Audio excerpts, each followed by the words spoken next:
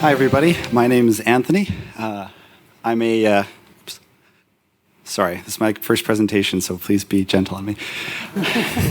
I'm a computer vision researcher and a graduate of the Udacity self-driving car program. As we know, deep learning models are incredibly important. One of the challenges, as a few other presenters have brought up, is that training them can be very difficult because it requires a lot of training data. And so I was working on this problem and I thought, what if there's a way that we could make that process of getting training data a little bit easier?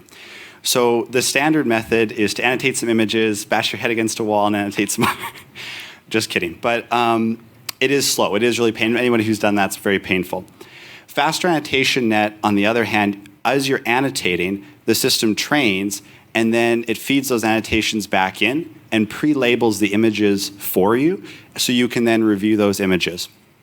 So we're going to go over a screencast. On the left-hand side is the standard methodology, and on the right-hand side is FAN. So on the left-hand side, you can see on the standard image that there are no pre-labels. You just have to start going. Whereas on the right-hand side, you can see the dashed lines. Right now, we're correcting one on the right-hand side there. And you can see that it is a little bit faster, and 16 seconds, it's complete, whereas the standard method goes on for another total of a minute there. So more generally, this leaves to the network to handle the easier cases and the philosophy of the annotations to be left up to the humans. This works for semantic segmentation masks as well, and because it replicates the drawing behavior of a human, you can use other methods like interpolation for sequences, so it's compatible with that as well.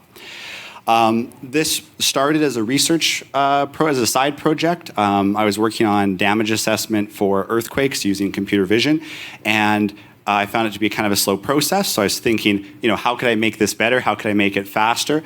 And then now this is being used today. So my friend's working on an autonomous weed sprayer at the Agbot competition, and he's using this for ragweed and corn.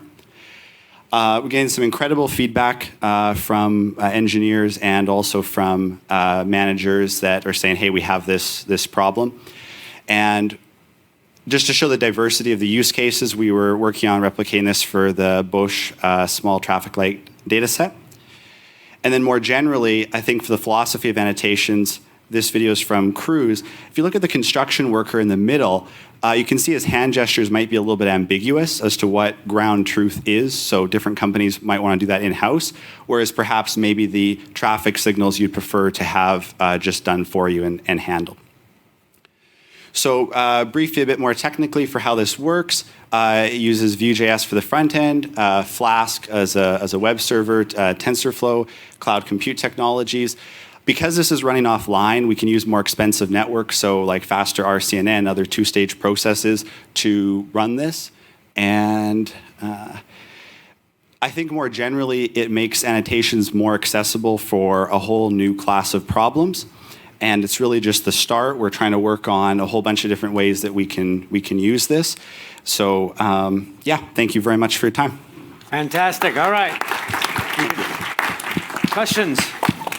Who wants to go first? Raghu is enthusiastic. Go, get him. So, great talk. Thank you. I'm just curious, though, that I think the need is very clear. I'm just trying to figure out, what is the existing art on this? Because the idea of using a network to sort of bootstrap this, I think, is reasonably known in the community. So I'm just trying to understand what's kind of the improvement on this over, say, other approaches to solving this. Yeah, so I looked at a few different ones. I think for this, part of it's the interface and just how well it is put together. So you don't have to have any technical knowledge, really, to use this. You can be a non-technical user and just start a new project and start annotating with it.